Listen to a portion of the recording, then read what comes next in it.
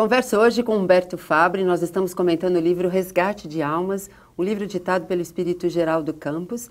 Mas antes de nós retomarmos essa nossa conversa, gostaríamos de convidá-lo a colaborar de uma certa forma para que nós consigamos chegar a lugares mais distantes, a pessoas que não têm como nós a bênção da informação, da orientação, do consolo. Você pode se associar ao Clube Amigos da Boa Nova, 0800 12 18 38, e colaborar para que nós cheguemos a esses lugares distantes e com qualidade. Quando nós colaboramos para que as pessoas se felicitem, nós nos felicitamos. Então, colaborar faz bem à felicidade. Felicita-nos. 0800 12 18 38. Bom, Humberto, aquela coisa que você deixou aí no finalzinho do primeiro bloco, eu acho essa informação muito interessante, né? Então, ao desencarnar, eu vou chegar lá, eu posso estar sem saber o que aconteceu, eu posso me achar vivo, mas saber morto, eu posso não saber morto e me achar vivo. E essa coisa de não lembrar desse período, quando você aqui está encarnado também, você não se lembra do período que você passou na espiritualidade? Como é isso? Fala de tudo isso. O contrário também é verdadeiro. Também né? é verdadeiro? O contrário também é verdadeiro. Por exemplo, em nosso lar André Luiz, muitos momentos vividos no planeta, ele não necessariamente se recordava. Né? Em alguns momentos vividos no planeta, não necessariamente havia recordação. Na realidade, se nós observarmos os nossos sonhos, nós podemos tirar daí um direcionamento. Sim. Os sonhos chamados reais, não os do subconsciente, nós saímos num desdobramento, vivenciamos uma realidade cuja continuidade e semelhança se dá e retornamos para o corpo. Ao termos consciência disso, Kardec vai falar a respeito, né, na codificação, de que se nós viajássemos, a título de exemplo, para a China falando mandarim, teríamos uma facilidade de comunicação com as pessoas que seria notável. Sim. O contrário seria de uma dificuldade muito grande.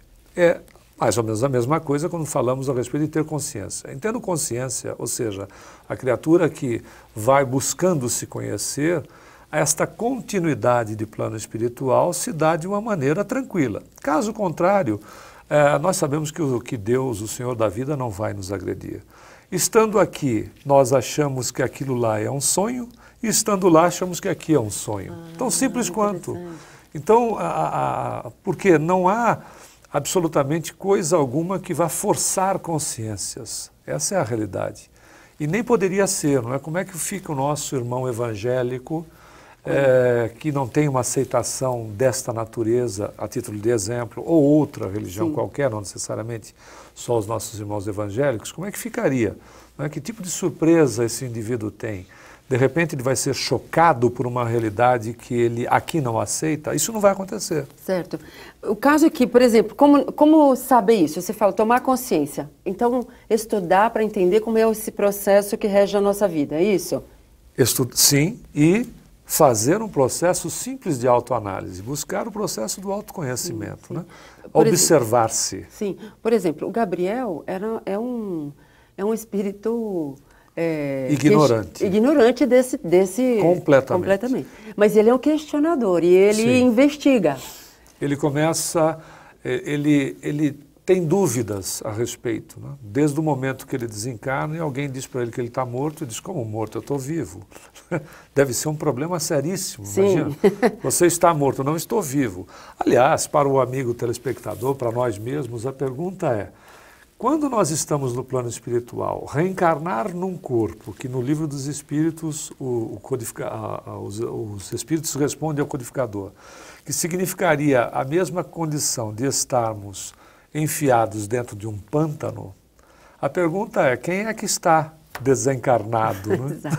Exato. Não é verdade? Exato. O que será? Será que estando lá, reencarnar não seria muito mais complicado do que o contrário? É que o contrário, nós montamos uma estratégia de terror, não é verdade? Verdade. A morte foi colocada como terror.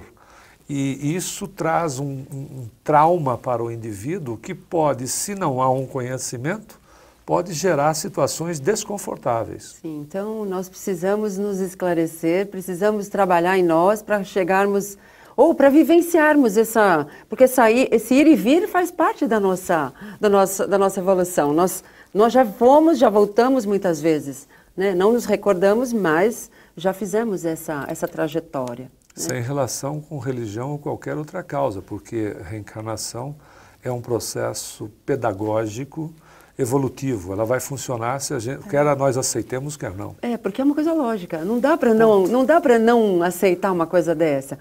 Não aceita quem não quer. Sim, mas o fato de não aceitar não significa que ela não ocorra. Exato. Porque ela não tem relação com aceitação, nem com religião, nem com qualquer tipo de aspecto. Ela é uma metodologia evolutiva. Ela vai ocorrer. E livros como esse, do tipo desse que você nos traz, nos ajuda. Porque fala de uma forma sem título. Apesar de ser psicografado, ele não tem um título, uma coisa religiosa. Não tem. Essa não é uma relação. Tem as informações, mas não leva ninguém força ninguém a religião de quem quer que seja. Pois é. Vamos dar uma olhadinha no lançamento, como foi o lançamento do livro, Com certeza. Humberto? Nós vamos assistir como aconteceu esse lançamento. Sexta-feira, dia 6 de março, ocorreu o lançamento do livro Resgate de Almas, do espírito Geraldo Campos, psicografado por Humberto Fabbri. O livro Resgate de Almas é uma história verídica, romanceada, onde o personagem central, um jovem que sofre bullying, é uma criatura extremamente introspectiva e logo o que acaba acontecendo é que ele envereda para a dependência química no alcoolismo. E como o consumo de álcool é excessivo, ele vem a desencanar muito cedo.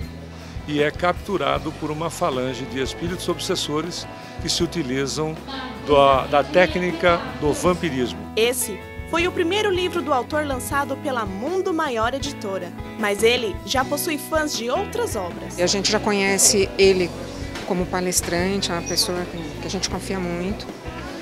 Então a gente gosta do que a gente ouve, então a gente sempre busca.